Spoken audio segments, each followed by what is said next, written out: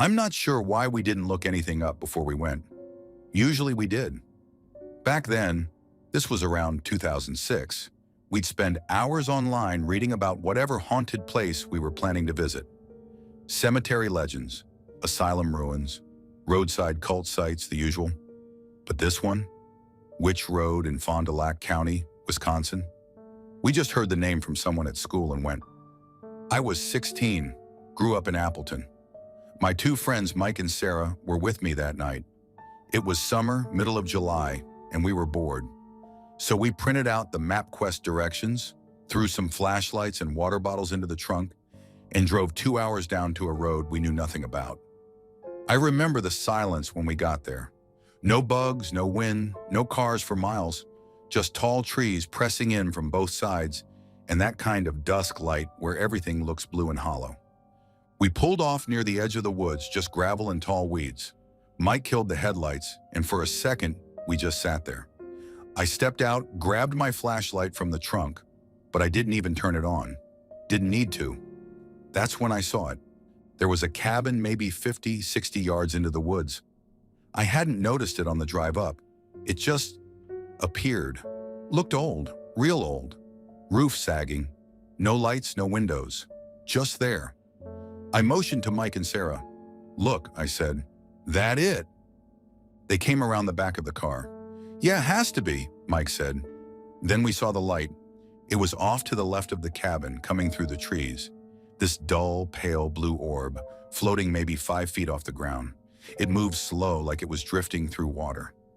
What the hell is that? Sarah whispered. I didn't answer. I didn't feel scared, which was weird. I should have. But it was like being hypnotized. I walked toward it without thinking, flashlight still off, backpack forgotten. Mike followed me quietly. Sarah hung back for a second, then came to. The woods swallowed us in seconds. The road disappeared behind us. I remember the leaves crunching under our feet, the branches tugging at my sleeves. But none of us said anything. The orb just floated deeper in, like it wanted us to follow. Then everything changed. We heard something crashing through the trees, loud and fast, like someone running. And then he was there. This man about 30 feet ahead, coming straight toward us. He held a lantern, not a flashlight, a literal old-school lantern, the kind with a metal handle and glass sides. His clothes were soaked, his hair dripping, like he just crawled out of a lake. He had this look, wide eyes, mouth open, but he didn't scream. He said one thing, "You have to leave. Now." That was it, just that. We froze. Sarah started backing up. I looked at Mike, and he just said, "Go. Now." We turned and ran. No one looked back. The trees seemed darker, closer. I don't even remember how we found the road again, but suddenly we were at the car, throwing open the doors and jumping in like something was behind us. Mike peeled out, tires spitting gravel. We didn't say a word for 10 miles, just heavy breathing and headlights and the occasional slap of a bug against the windshield. Then Sarah broke the silence. "Did that guy have a fucking lantern?" We all looked at each other. No one answered. What the hell had we just seen? We never talked about it after that night. Not really. No deep dive into the history, no Google searches, no going back. I think we all agreed, without saying it, that we weren't supposed to be there. That light, that cabin, that man, none of it made sense. And that's what makes it worse. It wasn't dramatic or bloody or over the top, just quiet, wrong, and real in a way I can't explain. Story 2. I don't talk about this much, not because I'm scared people won't believe me, I honestly don't care, but because it still makes me feel physically sick when I think about it. My name's Eric. I live in San Diego, and back in 2016, I did something real stupid. Something I thought was funny at the time. It was Halloween night. My girlfriend Liv and I were walking through Old Town, doing the usual, checking out haunted sites, reading the dumb little plaques, trying to spook each other. You know how touristy that part of town is, especially that night. Everyone's in costume, vendors selling kettle corn and tarot cards. Dudes dressed like Zorro yelling "boo" at passing kids. Just cheap fun. But around 10:30 p.m., We ducked into one of the lesser-known historic houses at the edge of the square. La Casa de Ortega, I think it was called. It was open for tours, but mostly empty. No docents, no security. Just that quiet, eerie, preserved hush that old places get when they're left alone too long. We wandered upstairs, giggling like idiots, and I spotted this painting hanging crooked on the wall in a narrow hallway. It was this faded oil portrait, Jesus kneeling and praying in some kind of stone corridor. But the thing was weird. The lighting in the painting made it look like there was something hiding behind him, like a shadow that didn't make sense. I stepped closer, squinting, and I swear to God, hidden in the dark corners was a second face, like a reverse image of Jesus. Same pose, same robes, but black-eyed and twisted. You could only see it if you stared too long. It didn't look painted. It looked buried under the paint, like it wasn't meant to be seen. I don't know what possessed me. I looked at Liv and said, "Should we steal it?" Half as a joke. She laughed, but I think she didn't believe I'd actually do it. I unhooked the frame and tucked it under my arm like it was nothing. No one stopped us. No one even saw us leave. We took it back to my place near Normal Heights and I shoved it in the hall closet. Didn't hang it, didn't look at it again. We were tipsy and laughing and forgot about it by morning. First night it happened, I thought it was a bad dream. I woke up choking, like the air had turned into burning trash. It wasn't like sewage or BO or anything natural. This was sharp chemical rot, like if sulfur could ferment. I sat up gasping and saw it, just for a second. A black cloud floating at the foot of my bed, slowly curling toward the ceiling. No noise, no movement. It just hovered there, like it was watching me. I blinked and it was gone. I told Liv about it the next day. She brushed it off. "Maybe it's mold," she said, "or sleep paralysis." I wanted to believe her, but it kept happening. Not every night, but enough that I started dreading sleep. Always the same. That burning, sour stench would wake me. Then I'd see the black shape, never moving, just there, lingering. I moved. Twice. First to a friend's guest house in Mission Hills, then again to a sublet in North Park. The damn thing followed me. I never brought the painting with me, but it didn't matter. Every few nights that cloud would show up. It didn't matter where I slept. It would be waiting. I never told anyone after Liv. Figured people would just chalk it up to stress or lack of sleep. Hell, maybe I started to believe that myself. Then I got a roommate. James moved into the sublet mid-December. Chill guy, worked overnight at a hospital, barely around. About 3 weeks in, he knocks on my door around 2 a.m., looking pale as hell. "Dude," he says, "you burning incense or something?" I just stared at him, because I woke up gagging. The whole room smells like sulfur and wet ash, man. Like something died in the walls. I opened the window, and it's gone now, but he paused. And I swear I saw something, like smoke, in the shape of a person. I didn't even answer him. I went to the closet, pulled out the painting. I'd wrapped it in a beach towel months ago, and I told him everything. I thought he was going to laugh or call me nuts, but he just looked at the frame, his face pale. "Dude, that ain't Jesus," he muttered. "That ain't anything good." Next morning, I drove back to Old Town. No plan. Just walked straight into La Casa de Ortega like I had every right to be there. The place was closed, roped off, but I didn't care. I walked upstairs, found the hook where the painting had been, and hung it back like it never left. The moment I let go of the frame, the air changed. No dramatic crash of thunder or ghostly whisper. Just silence. A deep, cold silence that pressed into my chest like I was underwater. Then, nothing. I left without looking back. That was 5 years ago. Haven't seen the cloud since. Haven't smelled the rot. But I still don't sleep right. I keep all the closets in my house locked, and I don't go near Old Town on Halloween anymore. Because whatever that thing was, it came with me. It left with that painting.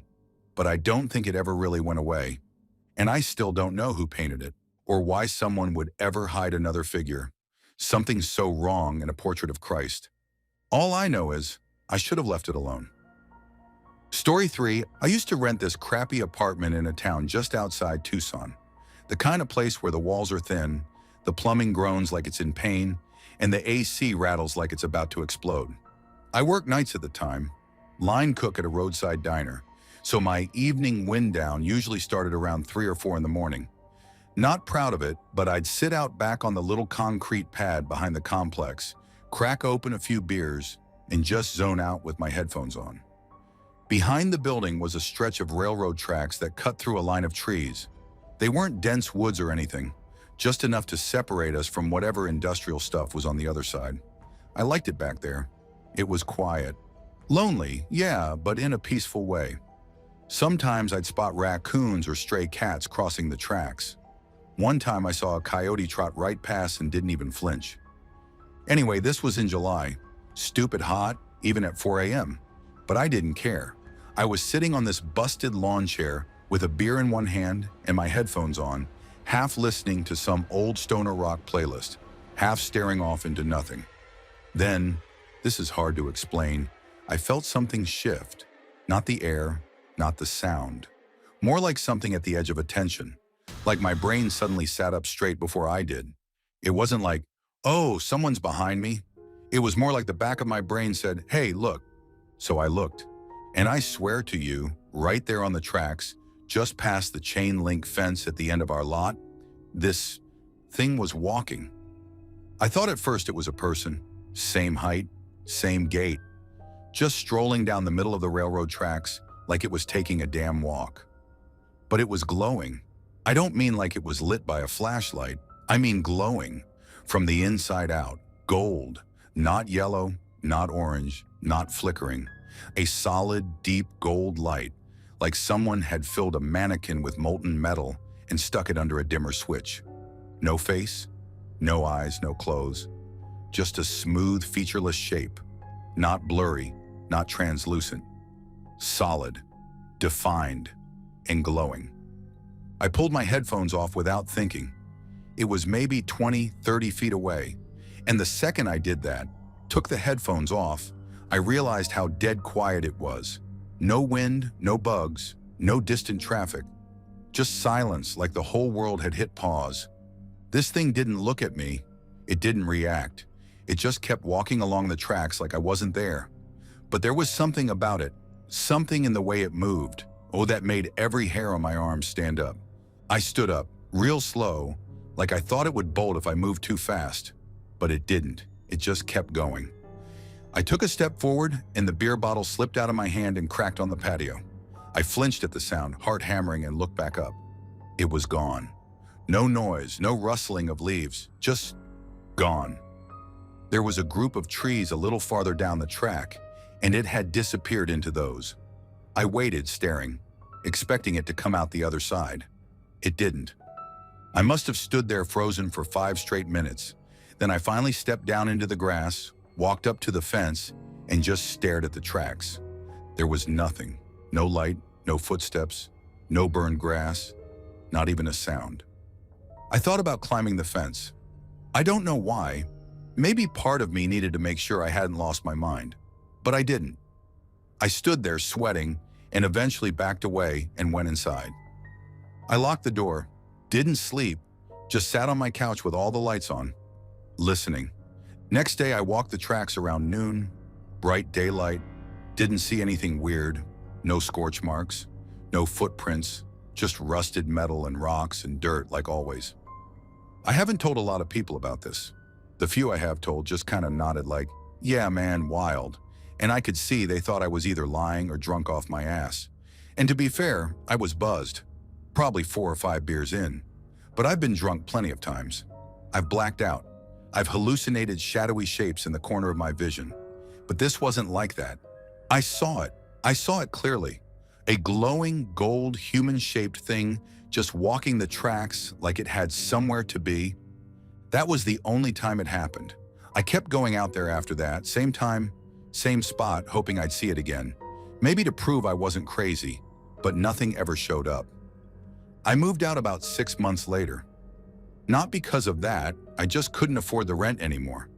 But I still think about it all the time, especially when I'm walking alone at night, Or when I hear that quiet, like something's just out of view, waiting for me to turn my head. People ask if I was scared. I don't even know what the word is for what I felt. It wasn't terror, not the way you feel when someone jumps out at you. It was deeper, older, like I'd seen something I wasn't supposed to see. Like whatever that thing was, it didn't belong here. Or maybe I didn't belong there at that moment, and it had noticed. Whatever it was, I never want to see it again. Story 4. I was living in Edmonton at the time, north side, just off 137 Avenue. Not exactly the middle of nowhere, but quiet enough. My brother Jeremy had flown in from Ontario to help me move across provinces. I was starting over, new job, new apartment in Regina. We borrowed this old white Ford Econoline from a friend of his, loaded it to the roof with boxes, my bed frame, a mini fridge, everything I owned. No back seats, just bungees and tarps holding it all in place. We had a plan: leave by 11 a.m., take our time on the road since the van couldn't handle more than 80 kilometers per hour without shaking like hell, get to Regina by early evening. We'd already done a few trips back and forth, but this was the final haul. Before we left, I remember checking the time. I glanced at my wristwatch, 10:48. I called my girlfriend Kelsey to let her know we were leaving in a few. She asked if we'd stop for lunch on the way, and I said probably not unless the van caught fire or something. I hung up and Jeremy was double-checking that the oven was off. Later, he told me he glanced at the kitchen clock, 10:49. The reason that matters will make sense in a minute. We pulled out of the driveway at 10:55 a.m. The van felt like it was crawling, and we both knew the route by heart. Highway 16 most of the way, then down 11 into Regina. Long, straight, flat roads through nothing but wheat fields and roadside diners with names like T-Bone Tom's or Chicken Chef. I remember passing the Petro-Canada station just past Lloydminster. Jeremy pointed at it and said, "That's the one with the broken air machine, remember?" That was the last thing either of us clearly remembers until we were taking the off-ramp into Regina. I mean that literally. One moment we were talking about cheap gas, the next we were pulling off Ring Road into the city. I was gripping the wheel and Jeremy was looking out the window like he just woke up from a nap. But he hadn't napped. Neither had I. He looked over at me and said, "You remember any of that?" I laughed, thinking he was joking. "Any of what?" "The drive, like, after Lloyd." I opened my mouth to answer and couldn't. It was like trying to recall a dream right as it slips away. My throat tightened a little. "What time is it?" I asked. He looked at his phone. 2:37. That couldn't be right. The drive should have taken us 6.5 hours, give or take. But we'd only been on the road for just under 4. Even pushing 120 kilometers per hour, which we absolutely didn't, we still couldn't have made it in that time. Not with a loaded van and no stops. We pulled up in front of the new apartment and started unloading.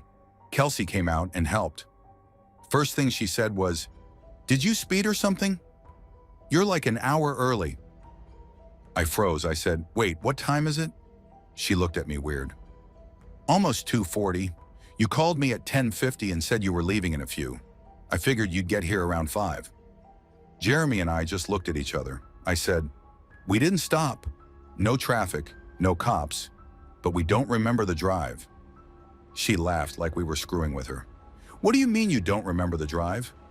Jeremy said, "We remember up to Lloydminster. After that, nothing. Like nothing. It's blank." I tried to explain how we'd both independently checked the time before leaving, how I'd called her right before pulling out, that Petro-Canada was our last shared memory, and then we were just here. She stopped smiling after that. That night, after we got most of the stuff unloaded, Jeremy and I sat on the front step with a couple of beers. We both tried to retrace our steps. Like, maybe we spaced out, maybe highway hypnosis. But we weren't that tired. We'd gotten sleep, we'd had coffee, and both of us blacking out at the same exact stretch of road and regaining awareness just in time to make a turn. That didn't add up. I said, "You didn't sleep at all?" He shook his head. "Number, I don't even feel like I lost time. It's more like the tape skipped forward. That's the best way to describe it, like a bad edit. 1 second we were passing that gas station, and the next we were turning into the city. No in between. I checked the gas tank the next morning. It was full. We hadn't refueled, which makes no sense because the van can't make that trip on one tank. Not when loaded like that. No receipts, no credit card pings, no stops. A few days later, I called the friend we borrowed the van from and asked if anything was weird about it. He said no, just old and slow. Jeremy flew back to Ontario a week later. We haven't talked about that drive since. No dreams, no marks, no sudden memories.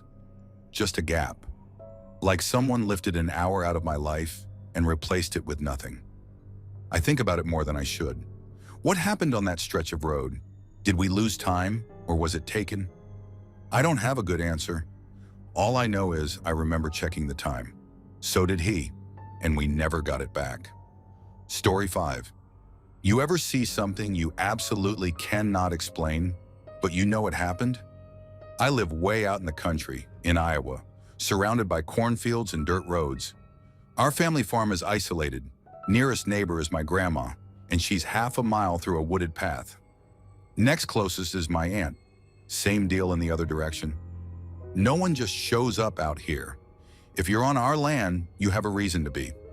This happened when I was 14, freshman year.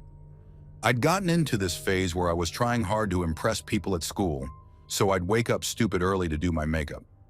My brothers, who shared the room next to mine, usually slept in until just before we had to leave. It was about 7:15 a.m. that morning. Sun was already up, dew still fresh on the grass. I was sitting cross-legged on this little wooden bench in front of my window, facing the mirror on the windowsill, doing mascara. Out of the corner of my eye, I saw something move. At first, I thought it was our cat.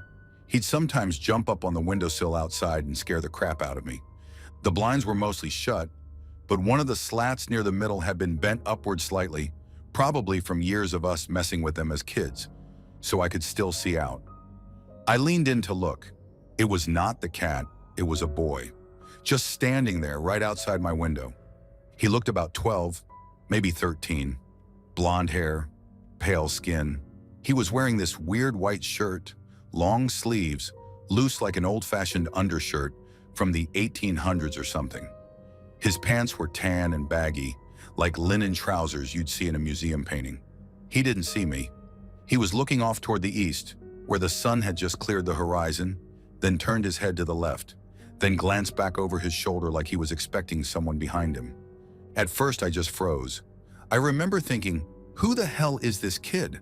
Why is he standing in my yard? Why is he looking toward my window? And then it hit me. He was peeking in. I got pissed. I stood up, marched straight through the house and out the front door. I was ready to grab this little weirdo by the arm and find out where the hell he came from. I mean, you don't just go around sneaking up to people's windows out here. We have rifles on the wall, and everyone knows how to shoot. I turned the corner toward the side of the house where my window was.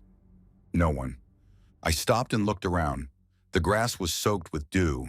There should have been clear footprints, but there wasn't a single one. The grass didn't even look trampled where he would have stood. No movement in the distance. No sound of footsteps running off. Just stillness. I checked around the well house. Nothing.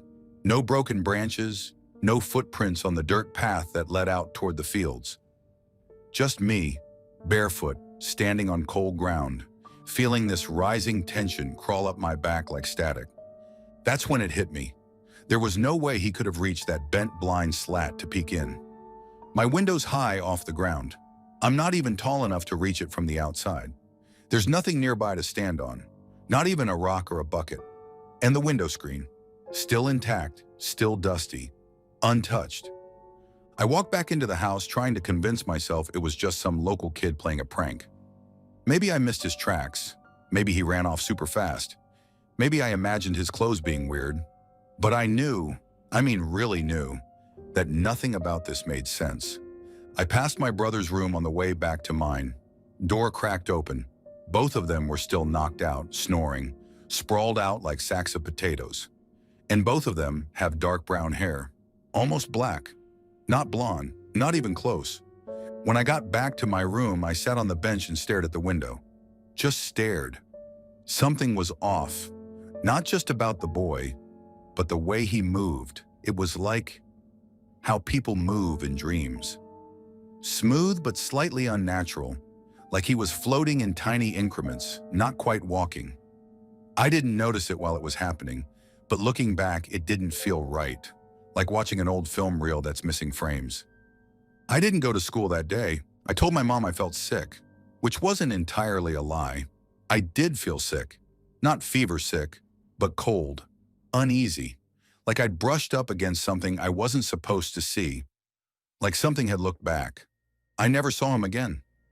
I've tried to forget about it, to write it off as stress or imagination. But I know what I saw.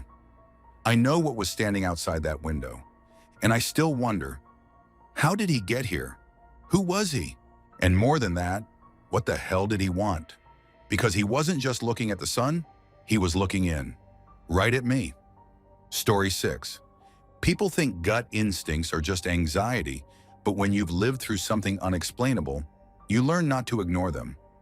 My name's Lydia, I'm 34 now, and I live in a quiet part of Derbyshire, UK.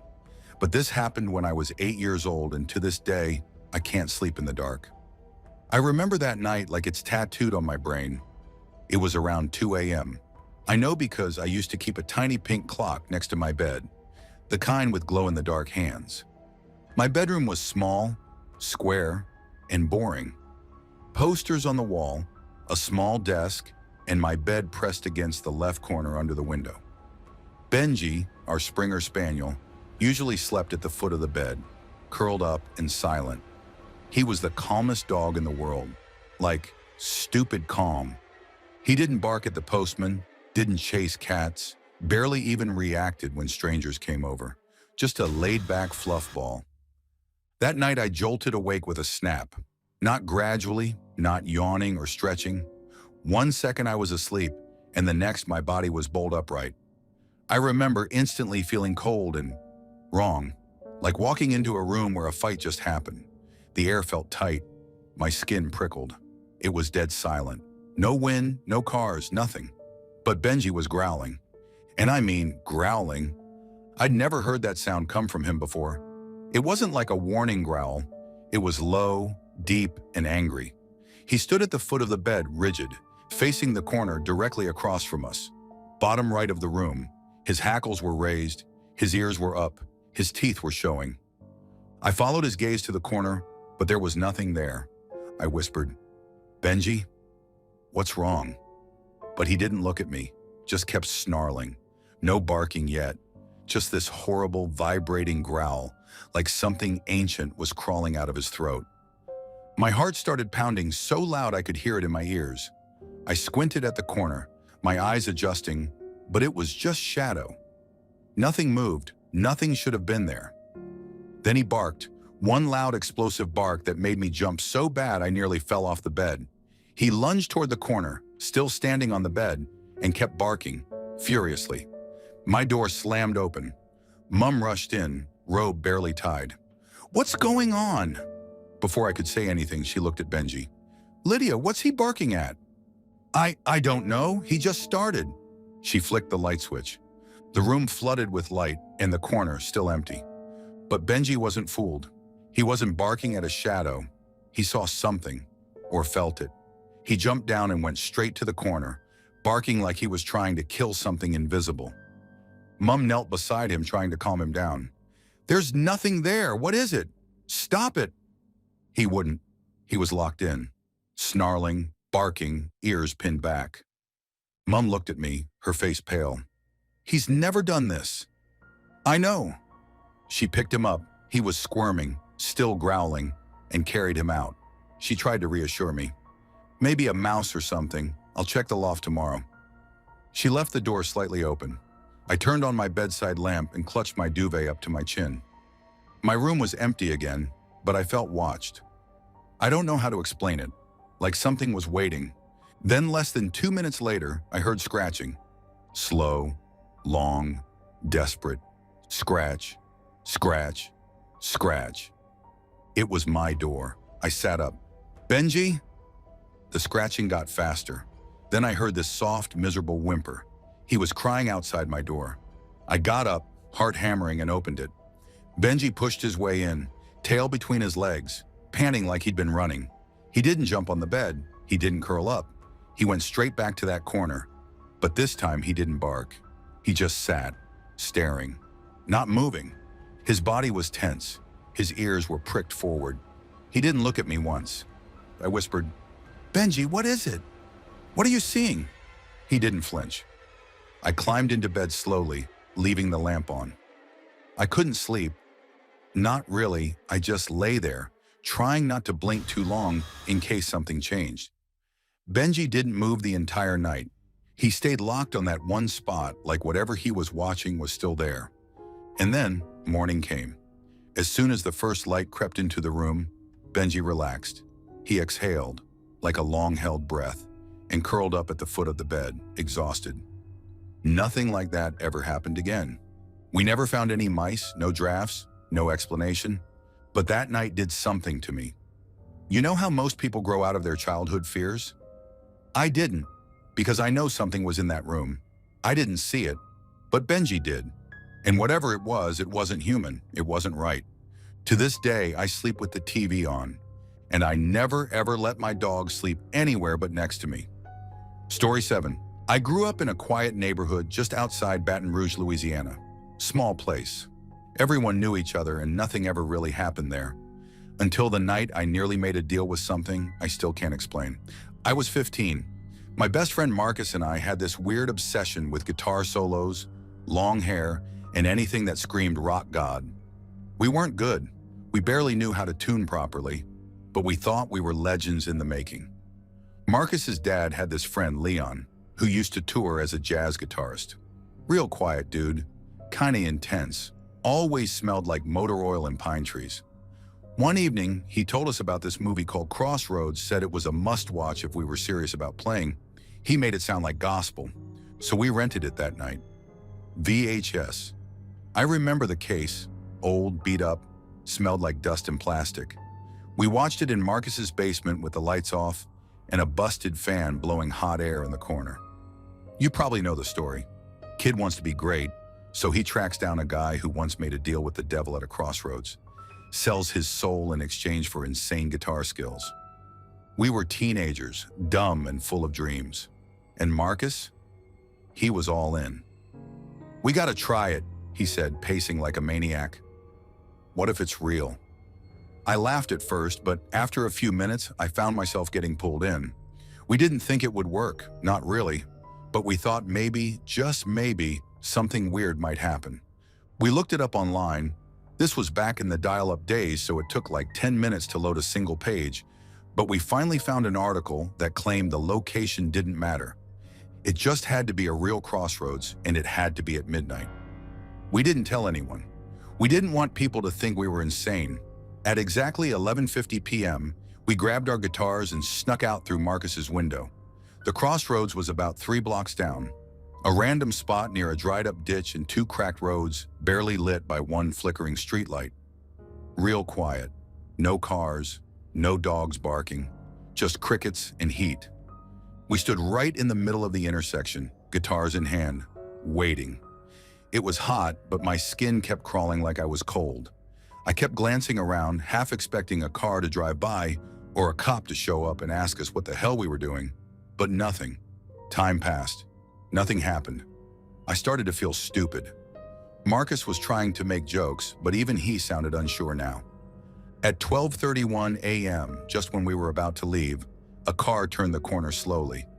I still remember the headlights, dim, yellowish, old-school halogens. It was a gray, beat-up Honda Civic, the kind everyone's uncle drove in the 90s. It didn't speed past us like a normal car would. It rolled up slowly and came to a stop right at the edge of the crossroads. We didn't move. The driver's window came down. A guy leaned across the seat, smiling. Mid to late 20s, spiked hair, big wire-rimmed glasses, pale as hell. His smile didn't match his eyes. That's what I noticed first. His eyes looked empty. No sparkle, just flat. "Hey," he said, "that's pretty cool. You guys just out here playing guitars?" We both nodded, unsure. "That's awesome. I love that. What are you playing? Blues? Rock?" Just messing around, I said, my voice shaky. Nice, he said, locking eyes with me. You know, that's a beautiful guitar. Mind if I take a look at it? I could show you a few new tunings I know about. Might help you get better. I felt it right then. That gut punch of terror, the kind that makes your hands go numb.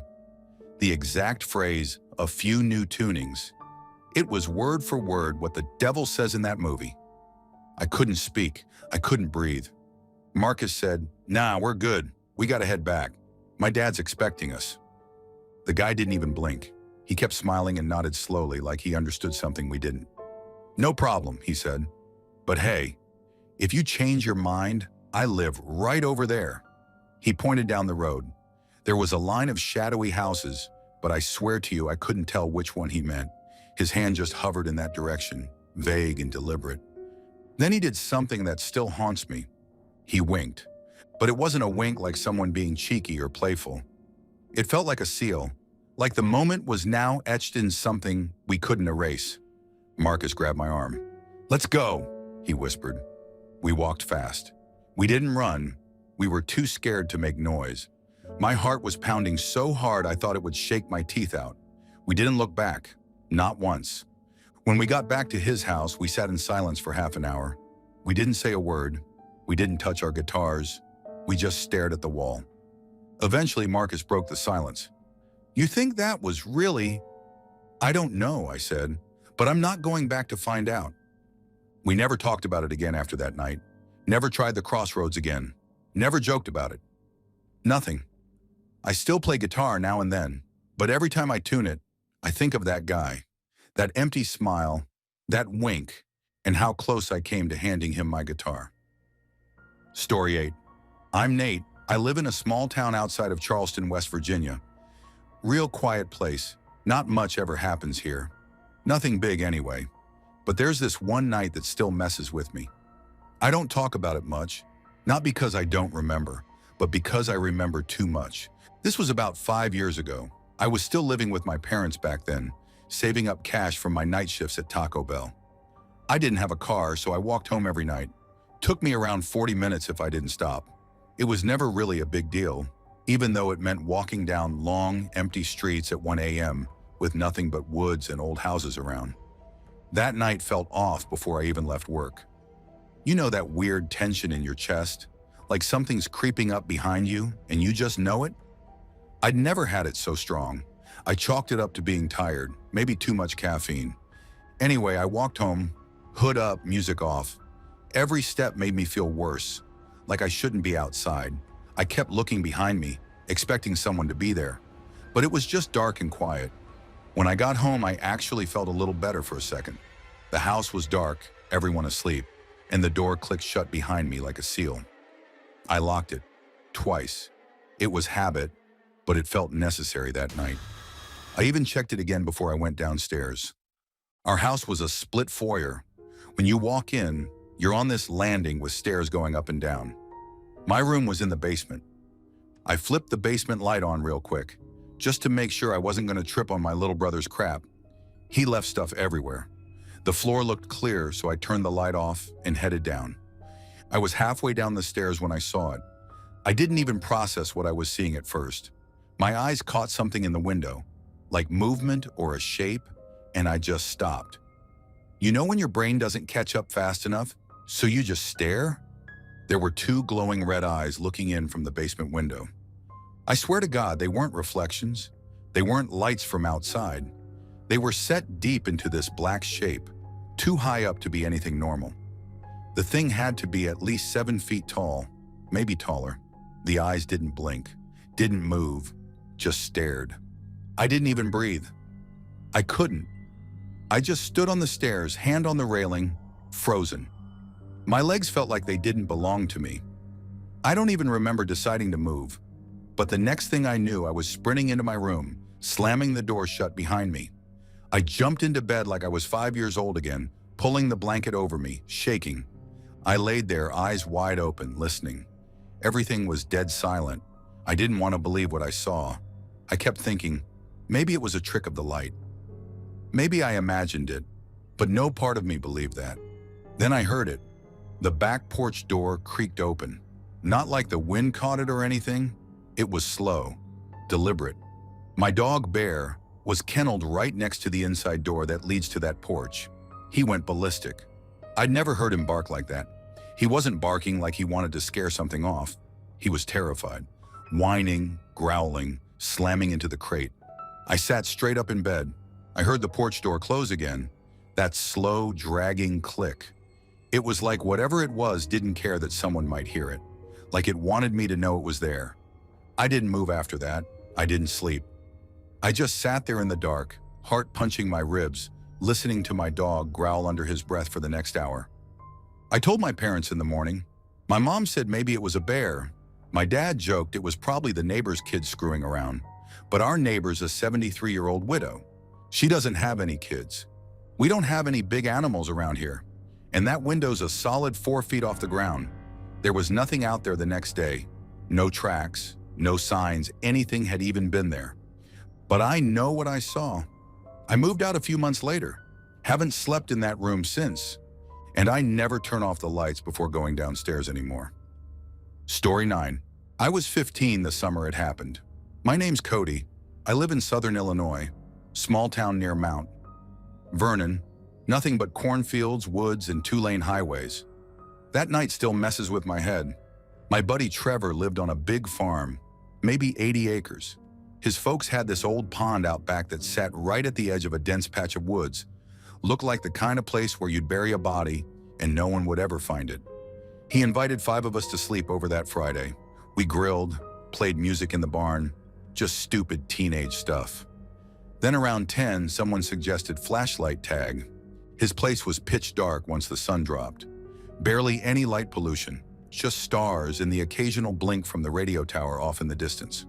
Perfect for hiding. Me, Trevor, and another guy, Jace, had walkie-talkies, decent ones with little ear mics and everything. We figured we'd have an advantage. The others were it, so we bolted first. Jace and Trevor wanted to hide deep, like across the pond and into the woods. I didn't love the idea. I'd camped there once, and the forest always gave me a weird feeling. But peer pressure's a hell of a thing. So I went. We crossed the gravel road behind the pond, and the tree line swallowed us pretty quick. We split up once we got in far enough, maybe 100 yards, and checked in on the walkies every now and then. I remember whispering, "You guys good?" And Jace replied something dumb like, "Still invisible ghost mode." Trevor chuckled on the other line. Dumb teenager crap. I found a low tree with this crook about 5 feet up and climbed into it. Felt like a perfect hiding spot. Quiet, no bugs, and I could see just enough light from the moon through the canopy. It was peaceful for a while. I could hear the occasional hoot of an owl or rustle in the leaves, but otherwise nothing. Then maybe 30 minutes in, the walkie went silent. I gave it a few minutes. Then I clicked the mic. "Yo, where you guys at?" Static. Tried again. "Trev, Jace?" Just a faint beep this time, like someone keyed their mic and let go. No voice. Figured maybe they dropped it or were messing with me. I tried one last time and got something I can't explain. The walkie clicked on, but instead of voices, I heard breathing, slow, rhythmic, like someone was standing right by the mic. I waited. "Trev?" No response, just breathing. Not crackly like bad reception, clear like someone breathing into your ear. I froze. "Cut the crap, guys." Nothing. My heart started going a little fast, but I told myself they were just screwing with me. Still, I climbed down and decided I was done. The woods felt different all of a sudden. Heavy. Then I heard it.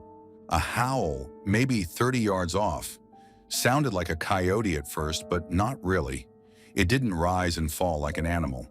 It was flat and deliberate, like a person imitating one. Then another howl from the opposite direction. Then a third, closer. I started walking, fast. The trail was narrow and root-covered. I clicked my flashlight on, and it flickered for a second before staying on. I wanted to run, but the sounds were messing with my sense of direction. I couldn't tell if the howls were behind me or ahead. Then the walkie clicked again. No breathing this time, just a low sound, like static but with shape, like someone dragging something heavy over gravel. Then a voice, raspy and high-pitched, like it was trying to imitate us. "Goost! Mood!" I stopped dead in my tracks. I don't know why I didn't throw the walkie and bolt. I should have. I was frozen. Then it laughed. This sharp, broken laugh, like a bad recording of a witch cackling. It blasted into my ear and I finally snapped out of it. I sprinted. I don't even remember how I made it through the woods without eating dirt. The howls turned into something else. These chattering sounds like teeth clicking together. At one point I thought I saw someone to my left, but when I turned there was nothing. Just branches swaying. As soon as I burst out of the woods, everything stopped. No howls, no laughter, no walkie noise, just the hum of crickets and the distant slap of water from the pond. I booked it to the barn where the others were hanging out. Trevor was already inside, along with Jace. I was out of breath, pale, shaking. I shouted, "What the hell, guys?" That wasn't funny. They just looked confused. Jace held up his walkie. "We lost this like 20 minutes ago. Slipped into the creek on the way back. I couldn't find it." I looked at Trevor. "You weren't on it." He shook his head. "We thought you went back to the house. You didn't respond when we called." I showed him mine. The little red LED was still glowing, still connected. I turned the volume up and keyed the mic again. "Hello?" Static. Then nothing. I handed it to Trevor and he stared at it like it was a snake. "Dude, someone had it. Someone was breathing into it." I didn't sleep that night. None of us really did. In the morning, we went back to look for the missing walkie near the creek. We found it half buried in mud, maybe 20 feet off the path, battery dead. The weird thing was, the battery casing was open like someone had popped it deliberately. The clips were bent. I don't have any real explanation. Maybe someone was in the woods with us. But that laugh, it wasn't human. Neither was the voice. It wasn't just creepy, it was wrong. I've never gone back into those woods. Not once. I don't even like driving past them. Trevor ended up selling that walkie set a year later at a garage sale. I still wonder if the person who bought it ever heard anything. Story 10. I'm not the type to scare easy. I grew up off a dead-end gravel road outside of Ellijay, Georgia. We're backed up to about 200 acres of dense mixed forest, oak, pine, and a mess of undergrowth. I've seen just about every critter that walks, crawls, or slithers out here. Deer, bear, coyotes, even a cougar once. Nothing really surprises me anymore. Until that night. It was late March around 9:30 p.m. I just finished up the dishes and stepped into the living room with a beer when I noticed something out the front window. You know how sometimes you don't even really see something at first, but you feel it? Like your brain registers a shape before your eyes do? That's what happened. There was this black figure standing right where the edge of the field meets my yard, 20, maybe 25 feet from the front porch. At first I thought it was a person. I even squinted, trying to make out a face or some kind of detail, but the shape didn't look right. It was tall, like 6 feet maybe, but it wasn't shaped like a normal person. Shoulders too narrow, head a little too small, no arms hanging down. And the thing that really got me, it looked flat, like a cardboard cutout standing dead still. I just stood there trying to make sense of it. My porch light was on and the moon was half full, so visibility wasn't bad. I thought maybe it was a deer facing me dead on. They'll do that, freeze when they hear something. But even then, there should have been depth to it. A roundness, some curve, not this. I stepped out onto the porch real slow, not taking my eyes off it. It didn't move an inch. No shifting weight, no head turn, just still. I called out, "Hey!" Nothing. I clapped my hands, stomped on the porch boards. Still nothing. By now I was getting annoyed. I figured it had to be some weird optical illusion, a tree stump maybe, or an old feed bag stuck on a branch. I wanted it to make sense. I even set off my truck's panic alarm, thinking maybe the noise would spook it. The lights flashed, horn blaring, but that thing didn't even flinch. That's when I felt it, this pressure in my chest. Not panic exactly, but a dread that didn't belong. My brain was screaming at me to stay put, but I didn't want to be the kind of guy who couldn't walk his own damn yard. So I stepped off the porch. It was cold that night, The kind of cold that creeps into your sleeves and boots. The gravel crunched under my steps. I kept telling myself I'd walk close enough to see what it was, then laugh at how stupid I'd been. 25 feet. That's all I needed. I got about halfway there, maybe 10, 12 feet from it, close enough that I should have been able to see some detail. Fur, cloth, bark, something. But it was just black, not like dark-colored. I mean black, like staring into a hole in the air. I stopped. I couldn't go any closer. I mean, my body just locked up. I was shaking a little, not from the cold. I tried to lift my boot for another step, and it wouldn't move. My legs weren't listening. That's when I realized something else. From every angle, my window, the porch, now the yard, it always looked the same, like I was facing it head-on. But I'd moved, changed position by at least 30 feet. Still no profile, still staring directly at the front of it. That's not possible. Nothing holds a perfect facing like that without turning. I said real quiet, "What the hell are you?" It didn't answer, didn't move. I took a slow step backward, then another. The second I broke eye contact, just a blink, I turned and ran full sprint back to the porch. I got up the steps, yanked the door open, and slammed it behind me. I spun around and darted to the window. Gone, not walked away, not faded out. Gone. I was looking at an empty field. I couldn't have been away from the window more than 2 seconds. I stood there, breathing hard, waiting to see movement. A branch swaying, a shape fading into the trees. Nothing. The night was still. Too still. Not even the usual chirp of peepers or distant dog barking. Just silence. I don't know what I saw that night. I don't tell people about it unless I've had a couple beers and trust the room, and I still check that spot every time I pass the window. Part of me wants to see it again, just to prove I'm not crazy. The other part of me hopes I never do. Whatever it wasn't an animal. It wasn't a person. It wasn't anything I've ever seen in the woods. And no matter how I try to explain it, bad lighting, fatigue, shadows playing tricks on me, I always come back to that one impossible detail. It was always facing me, even when it shouldn't have been. Thanks for watching. Don't leave before leaving a like to this video. Also hit the subscribe button to support my work.